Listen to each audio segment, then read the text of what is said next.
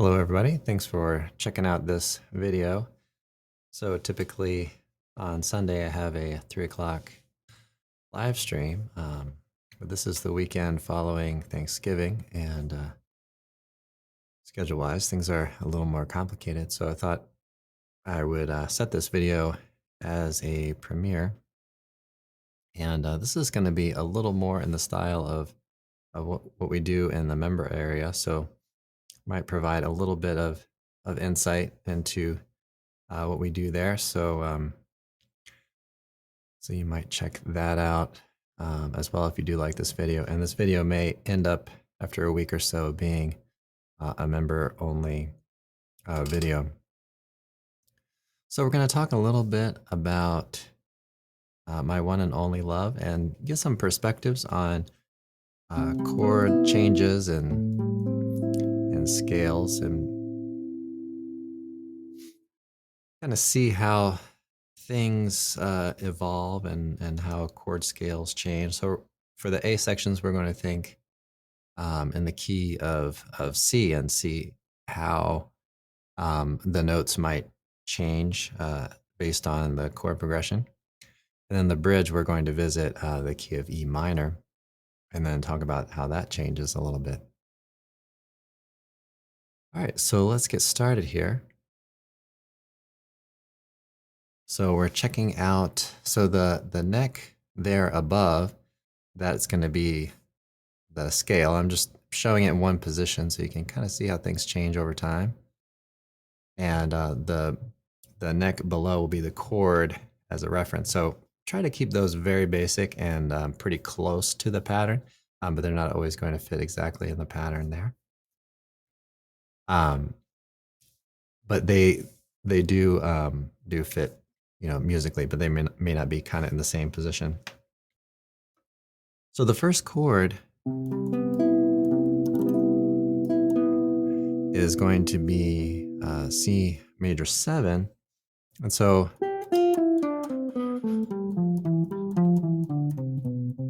we have these kind of notes, key of no sharps, no flats. So that's how I often think about it. And then we go through the first few changes.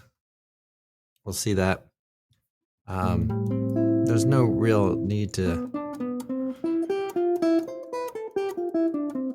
change it if you stick with the basic chord changes. So the A minor, still think in the key of no sharps and no flats. Okay. And then same thing with D minor. Now, kind of the trick is to be able to isolate or be aware of where those chord tones are inside of the pattern that we're looking at, so that you know what the tensions are as the chords change. Okay, and then we get to G7. So same kind of thing. So kind of know where the chord tones are, and then the tensions kind of based on that. But essentially, we're sticking with the same tones and everything. All right. So I mentioned too that I am shooting this live style, and I'm live on my podcast too. So that will be released as an episode afterwards. So just thought I'd mention that. So yeah, the first 4 chords, we can really kind of use the same collection of notes. And what we're trying to do there is be aware of what the tensions and the chord tones are, so that we have that awareness, because we can take the progression and really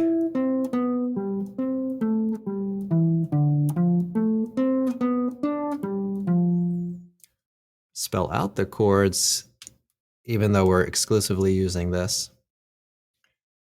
And of course, I'll just say too that you can add chromatic tones, you can alter the changes and all sorts of things, but we're going to keep this really basic.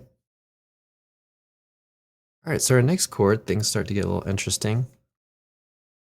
So when we have the melody, we have this kind of thing. So we have G7, and then we go up to this chord, but we can also think of this as a E7 sharp 9. Okay, so quite a few ways to sort of handle this, but one thing that we can do is take the tone from before, take this tone here. This gets into the octave shapes. I think I talked about those core shapes earlier. So those tones, move those down a half step. Now this tone, I'm gonna end up moving it over. You know, when it's over here, I'm gonna end up moving it over here. So that's where that's coming from. So you can see these notes in gray have all remained the same. We just changed that one note. And this is called C harmonic major.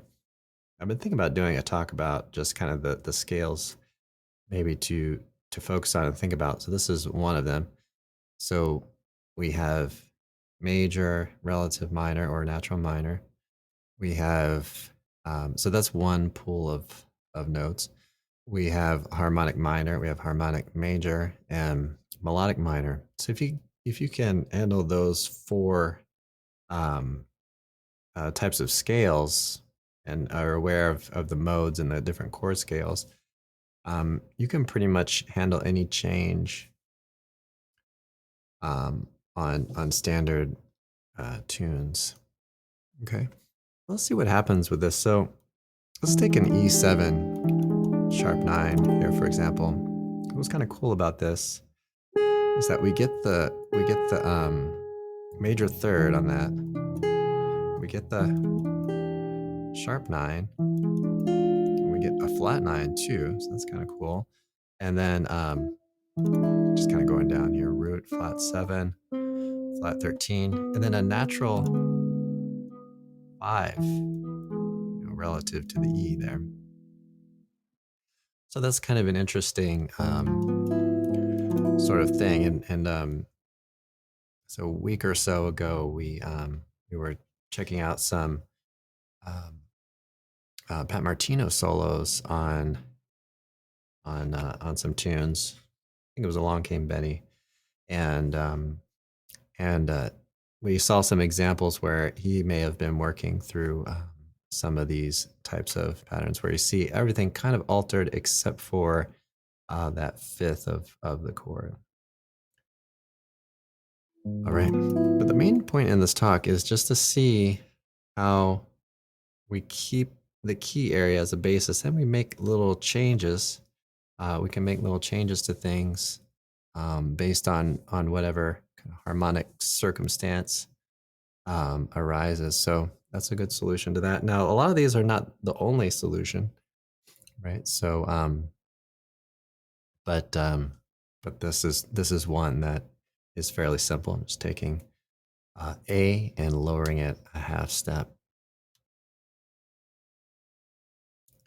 Okay, and I wanted to include this one again because this is kind of where things end up going. So we get back to A minor. So this is kind of A natural minor.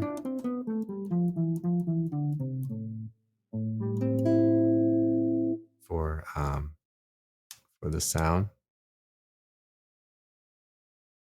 And again, I want to emphasize that I'm trying not to give the impression that this is like plug and play kind of things, and like this is what you do on this change or on this chord. I'm giving one example um, of something that you can use. Okay, now let's check out F. So this is the we're not going to go change by change or chord by. We are going to cover all the chords though. So if we have an F major, and notice that we have this B here, B natural. So this is the 4 chord. So we get kind of a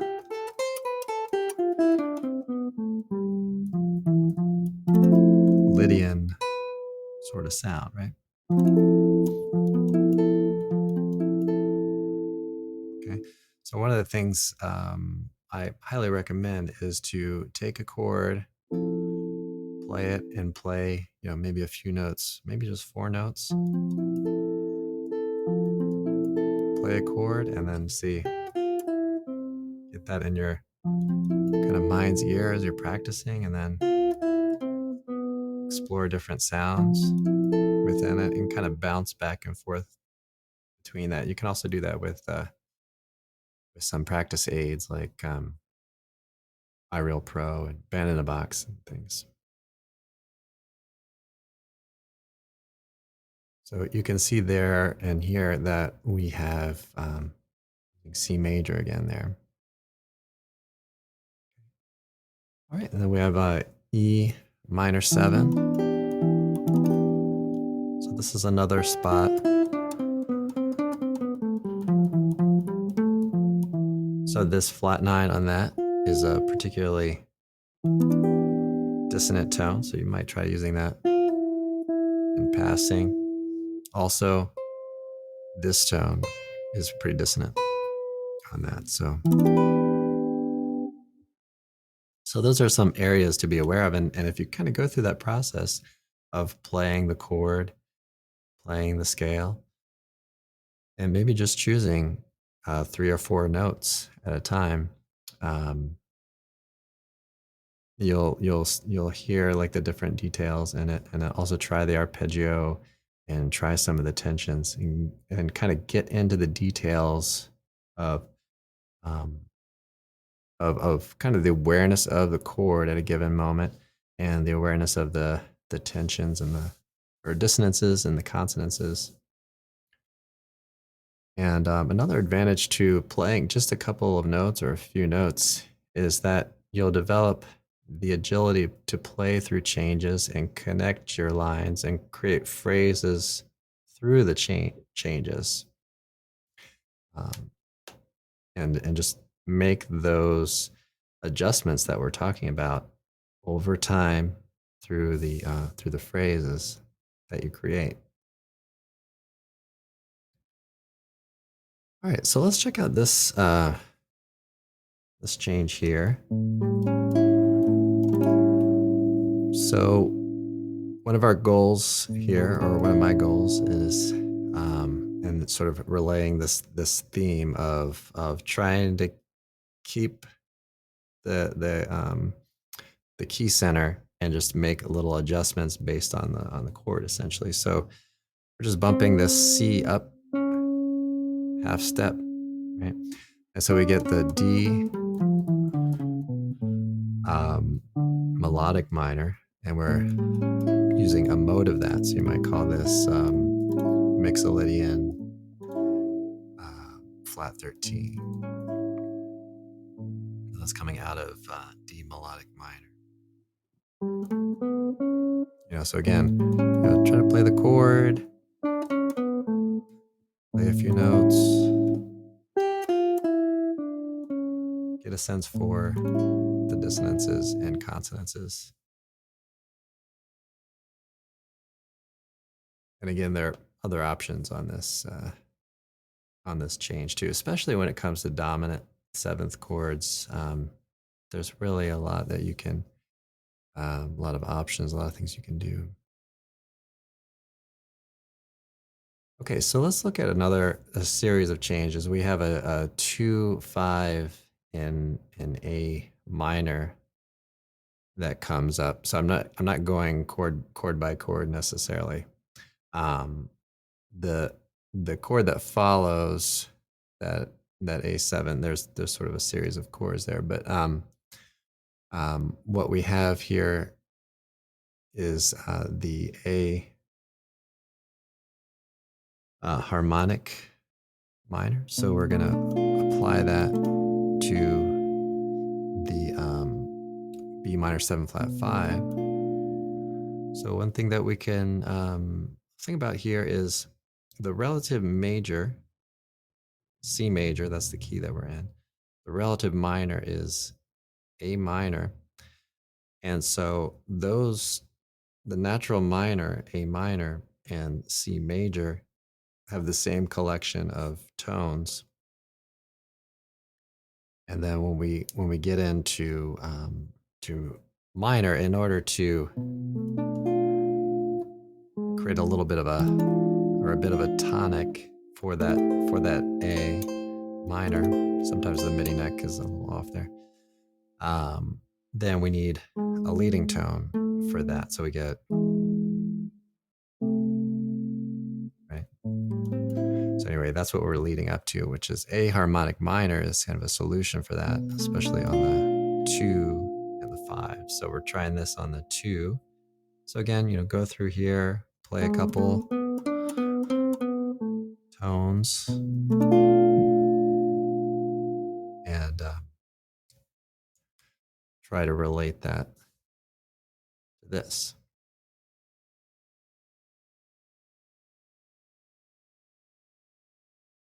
Okay, so next up we have the harmonic minor again. And this is the 5 part of the 2/5. Okay. And so again, this tone is going to be very important for this chord. Okay. So again, chord, and try to play a few tones.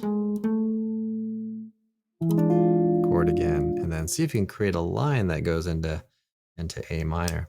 And notice again, when we compare this to natural minor or the key of no sharps, no flats, we've just really changed that one note, and that's where one of the advantages of knowing those chord patterns that I talked about last week in the live stream. I think it was midweek, maybe Tuesday.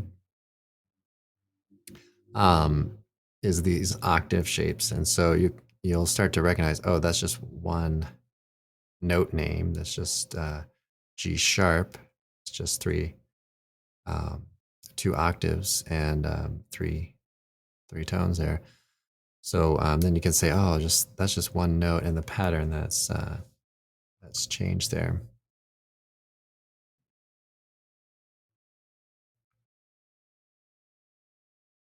Okay, and then so I labeled this one in parentheses A natural minor because that's when we have this context of what came before here. Okay,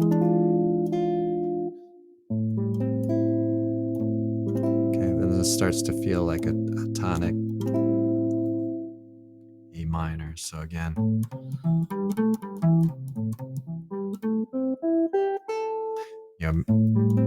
play an arpeggio on it. That's one thing I'd highly recommend is be able to play the arpeggio as you go through the changes, and then be aware of those tensions or those areas that are not part of the chord. So there we have the A natural minor.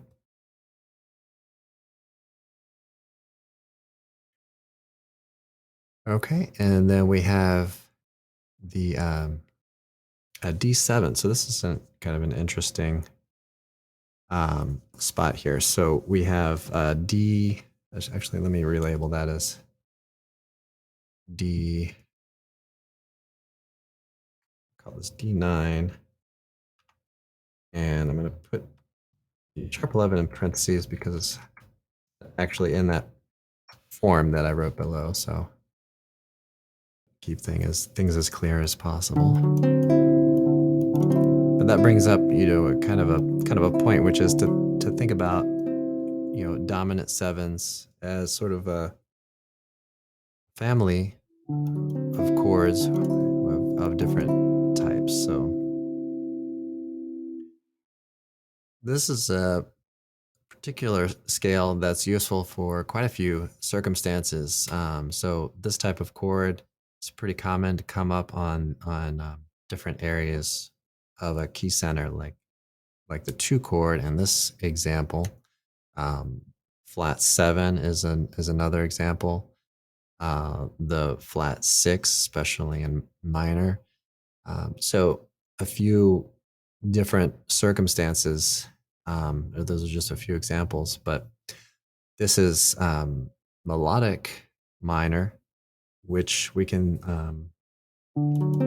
apply to this. So we're looking at the A melodic minor, and this is known as the Lydian dominant.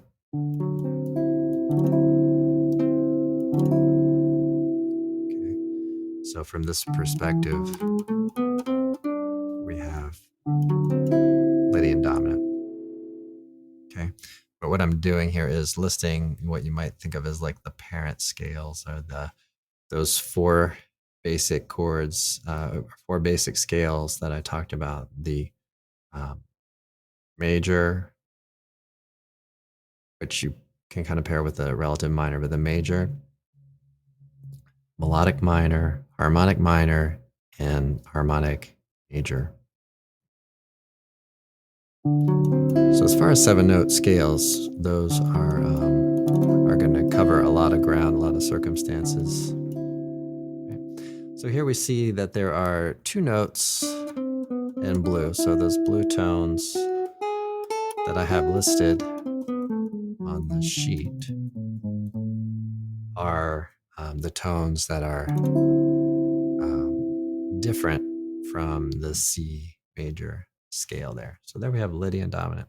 So this chord I always think about, I think I mentioned this a lot, but this chord kind of like puts the brakes on and sort of elongates things in the progression before it kind of has this release back to the tonic. So that's kind of how I kind of think about it. And um, so you might try to transcribe a lot of tunes to arrive at just little conclusions like that, or just little concepts like that.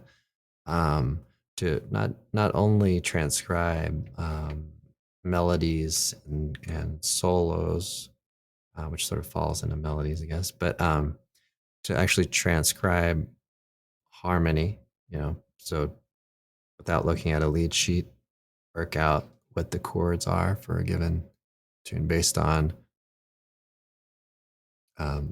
listening.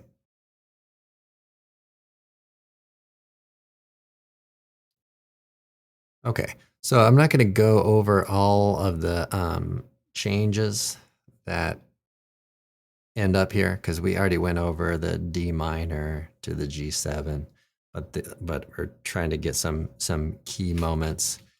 So we will definitely have every chord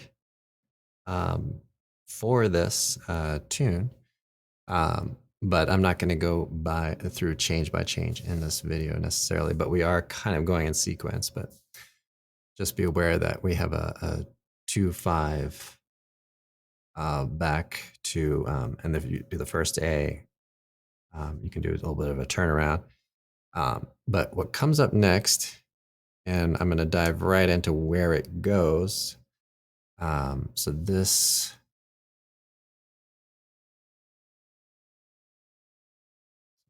is where we get letter B, our B section. So we move into kind of the key of the 3 chord. So we go to E minor. So I've made a bit of a change here, and so we're thinking here more in terms of E minor or E natural minor, right? Whereas leading up to this, let me make sure everything fits on the page there. But leading up to this, we've been talking about the key of no flats, no sharps. So here we're thinking E minor. Okay, so notice that we're thinking about the key of one sharp now. So rather than the key of no sharps, no flats, we're thinking the key of one sharp. So the kind of the beauty of thinking about key centers is that you can say, okay, key of one sharp, and then all the modes that are suggested within that are just kind of parts of that key center. So um, so that gives us kind of the ability to do exactly what we're doing in this video, which is to take a look at a collection of tones and see how we might change them based on what harmony arises. So these are the two notes that are now F sharp rather than F natural.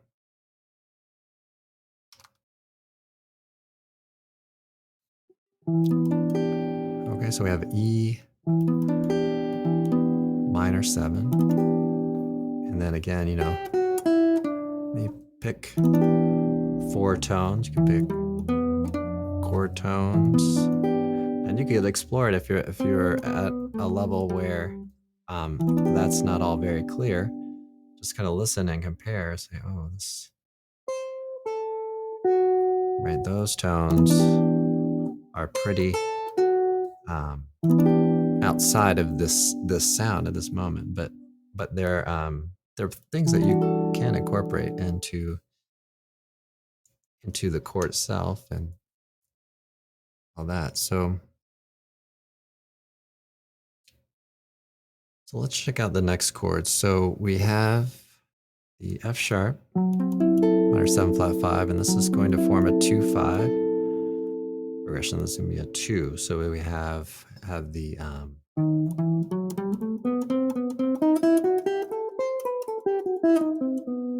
okay. So you could think about this is going to be the 5, the root of the 5 that comes up, and then here we could think about this is actually the same chord. It's down here. But we could think about the root note, chord tones, and some of the dissonances.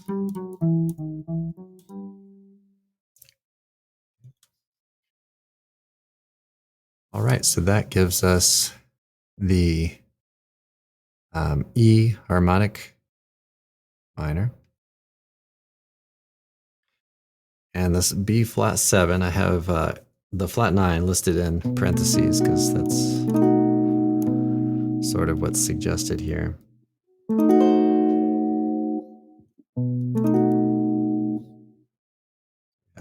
Here's another chord you can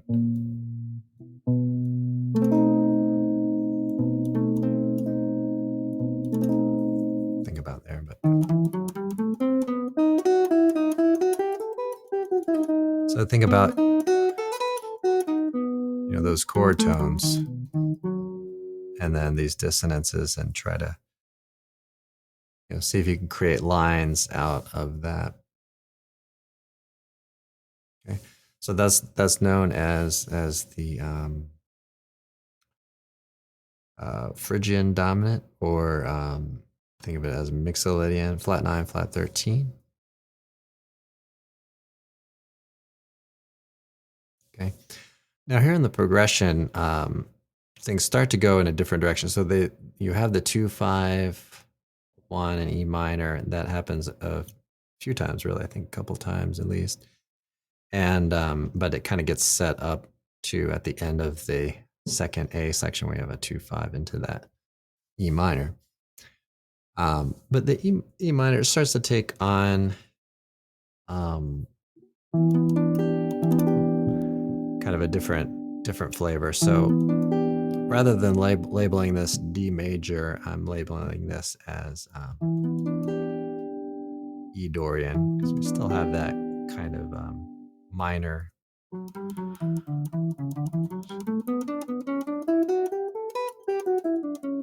Thing, but we can see we have two sharps here, F sharp and C sharp here.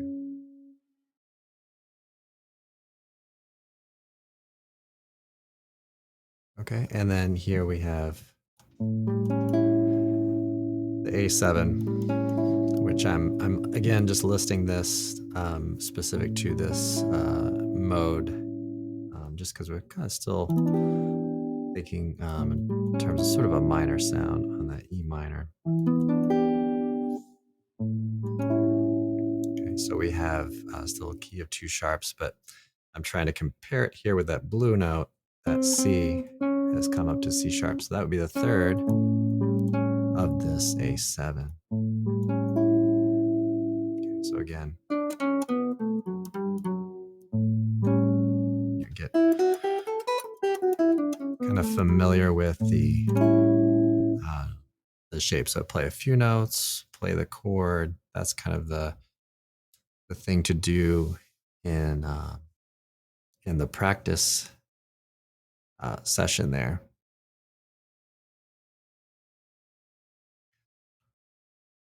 Okay, so next up, we start to set up heading back to the A section. So so we end up with here in a moment D minor, and then we end up with kind of a G sus, and then we have a chord like in between those two. So which is this one. So we're going to go over that one next. So again, I'm going mostly in sequence of the chords, but there we've already touched on the D minor. So we're going to go kind of straight over to this A flat 7 sharp 11. Okay, so you can see here I'm including a lot of tones that are changed. So here we're back to thinking about C major, even though this is the end of the B section. We're thinking back to C major at this point. Right? That's kind of the direction we're headed in. I'm not labeling this as C major, but that's where the progression is leading us. So we have A flat 7. I mentioned this earlier. So this is a flat 6 chord in the key of C. You can see how similar this is to a D7.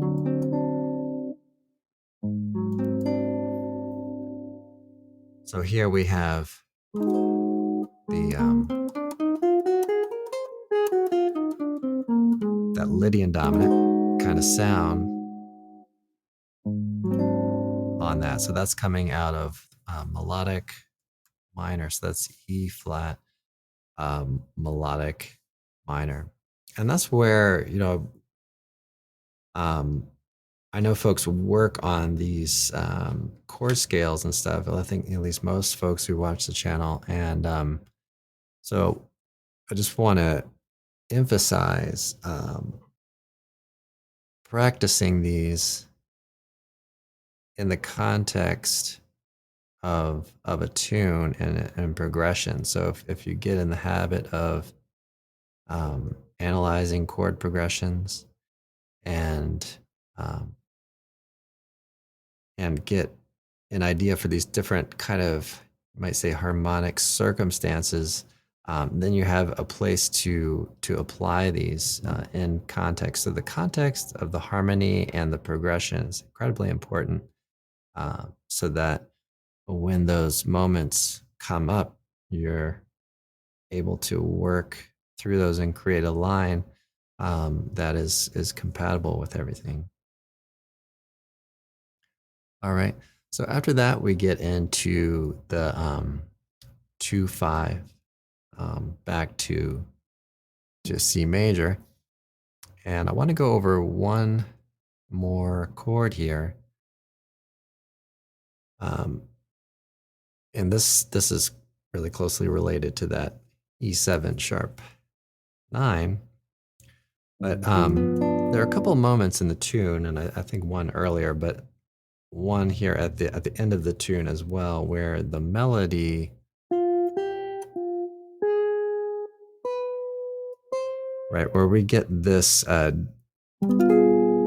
G7 flat 9 kind of sound.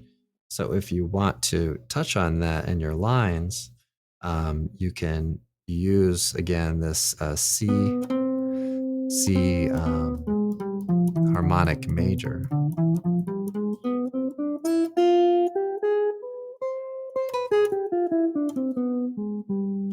Now you can do it real stepwise like that, right? And you might not even get that many tones. You might get 4 tones in and before you move to the C major. But you know, you might emphasize those tones of G7 and then incorporate the flat 9 in there too.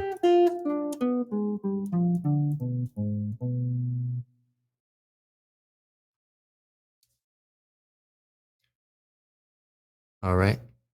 So we have that tone there as well if you wanted to place that in there. So let's kind of go in and review everything that we talked about up to this point. So we had the major scale and the relative minor. That's one. One of these four scale types. We had the harmonic minor, melodic minor, and harmonic major. So just to give an idea of some of these things or some of these scales, maybe I'll talk a little bit about them just kind of on their own. So from C, you know, a major scale is your do, re, mi. Okay, so the harmonic major has a lowered sixth. So we have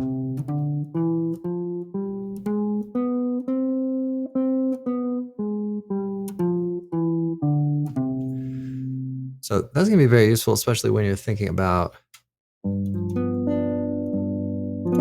the 4 chord. So if you have a chord that's got, let's see, got a chord, let's say it's got flat 13. Actually, no, I think I was on the right track there a moment ago there. So many different scales here. So yeah, so we have the flat 9 because the 9 of this is the 6 of the other. So this is kind of a cool chord where you have this. We have flat 7, 3, 6, and flat 9, and that kind of fits inside the C harmonic major. So that's a circumstance where you could use that particular mode there. So we have, again, C major and C harmonic major. So that tone becomes the flat 9 of this G7. So then minor, so let's take a look at the relative minor here. So we have that's still in a it's still in the key of no sharps, no flats. So we're pulling from the same tones, but we're thinking about it from minor, relative minor. So if you have the melodic minor, it's a lot like a major with a flat third.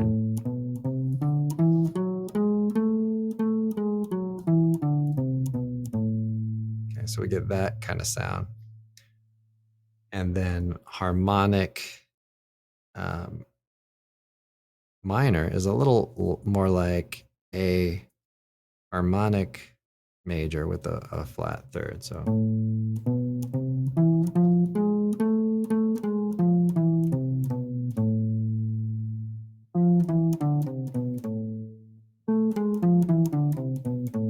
okay, so we get that kind of sound there. So those are kind of the four types. Remember, that might sound like five, but the natural minor is the same collection of tones as the C major. So no sharps and no flats. Okay, so the big takeaway here is to think about key centers, and then have those key centers adjust to whatever the current harmony is, and have those little changes of maybe just one note and two notes. So if we think back to at least most of those scales and things, we had one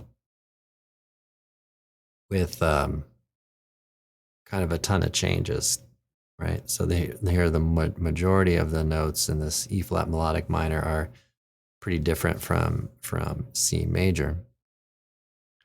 But a lot of these, like here, we're back to the E minor, the bridge. Just one note is different, right? That note in blue there, just kind of moving backwards. We had this D9, right? And that we were thinking C major there. Just two notes different, right? And then a lot of these changes, just one note is different from the key that we're key center that we're in, or the major scale. So just moving backwards here. So there's that harmonic major again.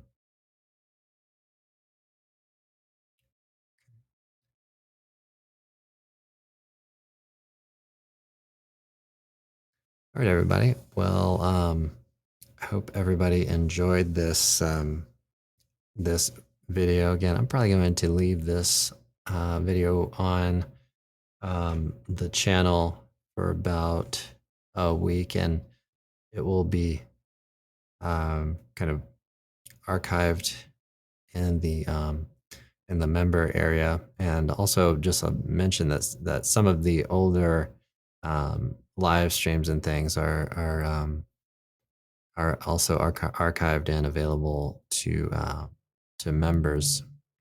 But more recent live streams I'm leaving up for probably pretty long period of time anyway. So all right, well, thanks for checking out this video. Thanks for watching it. And this is going to be set as premiere on a Sunday, just because I can't do the normal Sunday live that I typically do. But I've been thinking about doing this kind of thing, for this type of circumstance where I just can't make it at the regular time, so folks can kind of watch it sort of live in a sense. And this was recorded live without editing. So again, if you're interested and haven't become a member yet, check that out. There's a link down below in the description, and you can also click the join button. Thanks, and have a great day. Great practice session.